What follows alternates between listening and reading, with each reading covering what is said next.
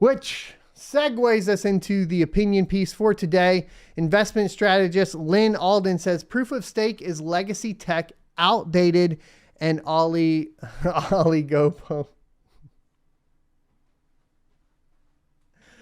You guys know I can't read. Let's go. Let's go. Let me see if I can actually go see how to pronounce this. Let's just do it.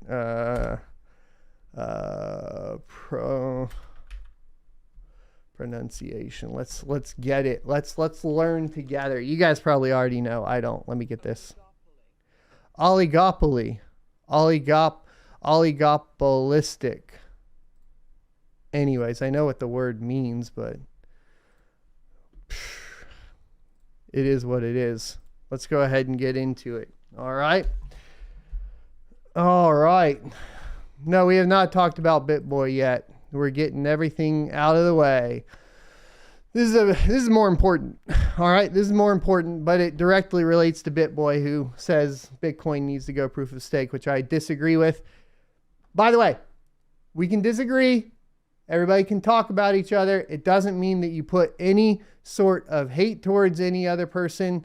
I can like BitBoy as a person and respect that he built the largest YouTube channel currently on YouTube and still disagree with him. All right. I want to make that very clear. All right. Just very, very, very clear.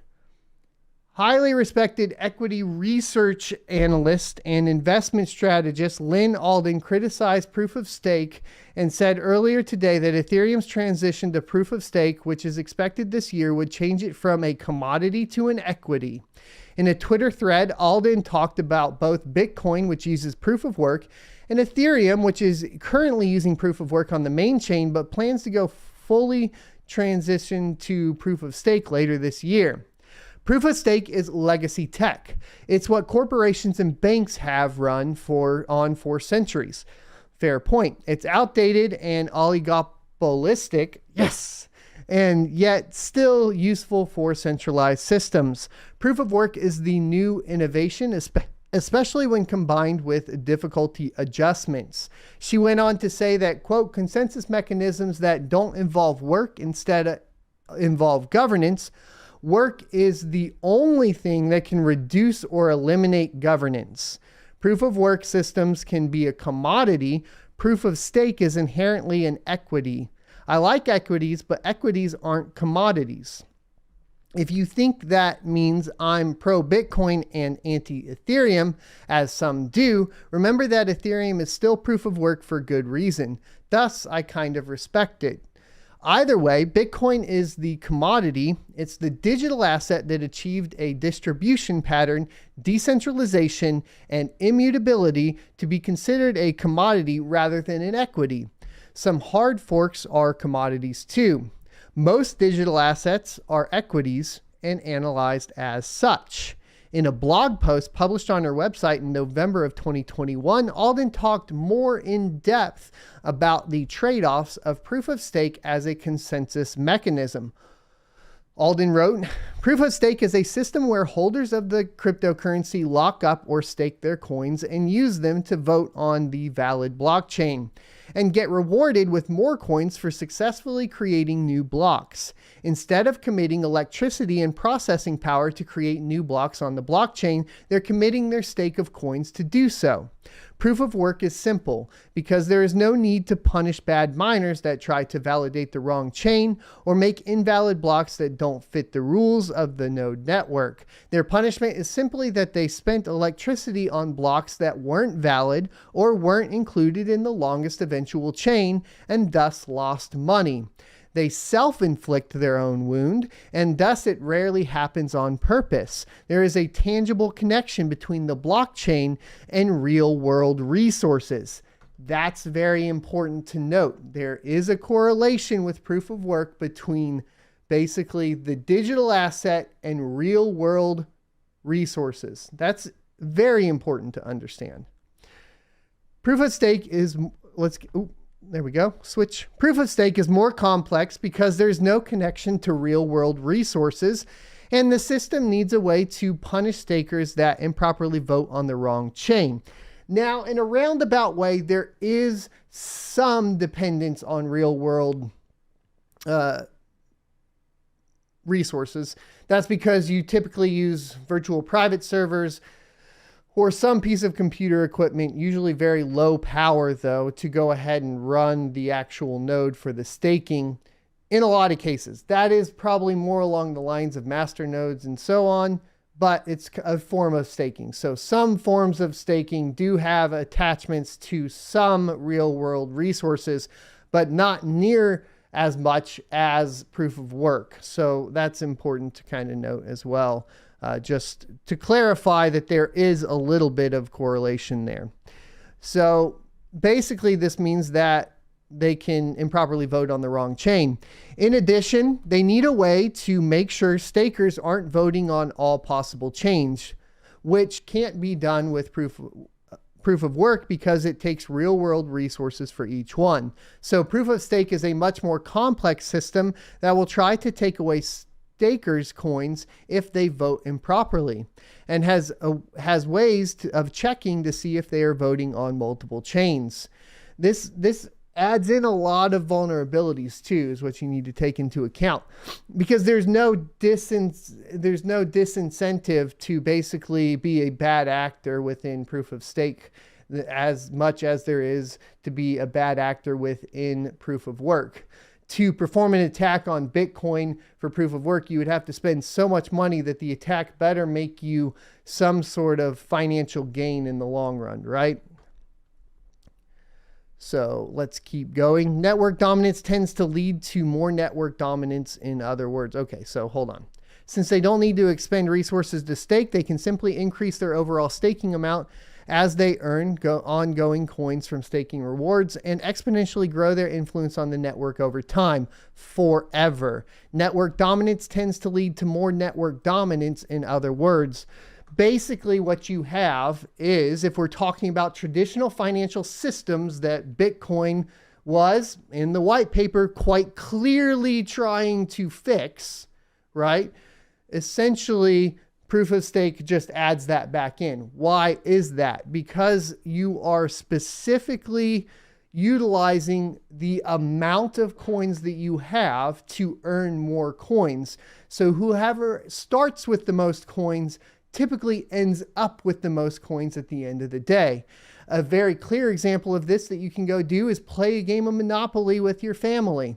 Once there is a certain amount of basically assets that are in the hand of one player, there's no way that player is going to lose. You might as well just call it a day, unless you make up some sort of basically cheating system to go ahead and cheat them out of it or make bad trades. Maybe if you're able to play with like a 5-year-old and trade your whatever Indiana Avenue for a park place, and it gives you a boardwalk, Monopoly, unless you're able to like literally cheat them, which is what would end up start happening on proof of stake, there's pretty much no way to win the game at that point.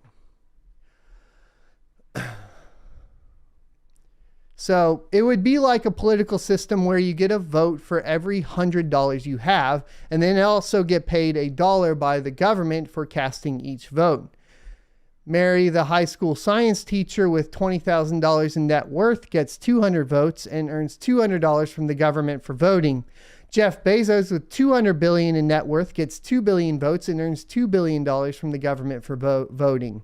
He's a more valuable citizen than Mary by a factor of 1 million, and also gets paid more by the government for already being wealthy.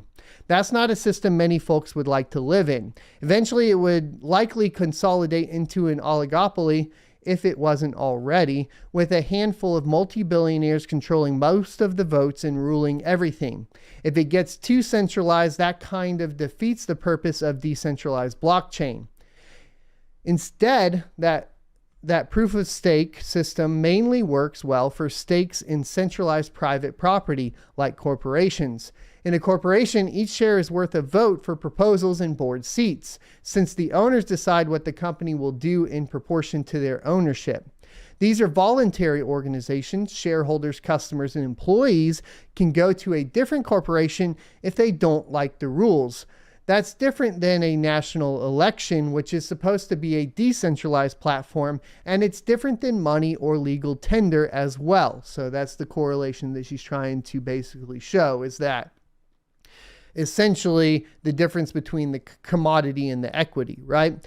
So I don't consider the proof of stake model bad for other cryptocurrencies to use in terms of experimentation if they are more like a corporation. In fact, proof of stake can increase the cost of attacking the protocol, since the attack or group of attackers would need to acquire lots of the coins. That is true to a certain extent, except then we have to look at all the hacks of the DeFi and stuff that happens all the time, right? And usually those platforms, whenever they're built like that, just take Solana for an example, right? The amount of time due to their centralization that they've gone down or been hacked compared to a proof of work coin, right? So let's continue. There are certain DeFi projects or platforms, for example, that can operate like a company and use proof of stake to be efficient and costly to attack if all goes well. Except the largest one, Solana, is clearly still having those issues, the attack issues, or just poor performance issues, I suppose. But they'll be prone to centralization, but if they're voluntary services competing with other proof of stake services, that can be okay. If their service isn't good, people can go elsewhere. In general, we have no problems with companies being centralized because they are companies. Instead, proof of stake mainly seems less suitable for a decentralized and censorship-resistant global monetary asset, especially when considering, along with the issues that I'll describe in the second half of this article about stablecoins. Proof of stake is inherently equity-like rather than money-like compared to proof of work. And you can draw the correlation to the stablecoins, especially when we start talking about the US government yesterday, talking about making a dollar pinned stablecoin, or making the stablecoins pinned to the dollar, and they're going to choose that one. It will more than likely be proof of stake, right? Because of the way, or basically be some sort of form of that, a token on the system. That's dangerous. Actually, this highlights how dangerous basically CBDCs are, because you put all of the control into one entity. It's worse than having a federal government with banks, by far, if you have a CBDC, which is central bank digital currency. But also, if you start pinning stable coins to that, and that is regulated by the US government, it's a little less worse, because you would hope that they would pin it to multiple stable coins. But if they decide to choose one, it's pretty bad. It's pretty bad. I hope you enjoyed this clip from the Crypto Mining Morning Show every Monday through Friday, 7:45 a.m. Pacific and 10:45 a.m. Eastern Time. You can check out more clips here, or if you're interested in checking out the entire live show, you can check that out down here. Thanks for watching, and I'll see you next Tuesday.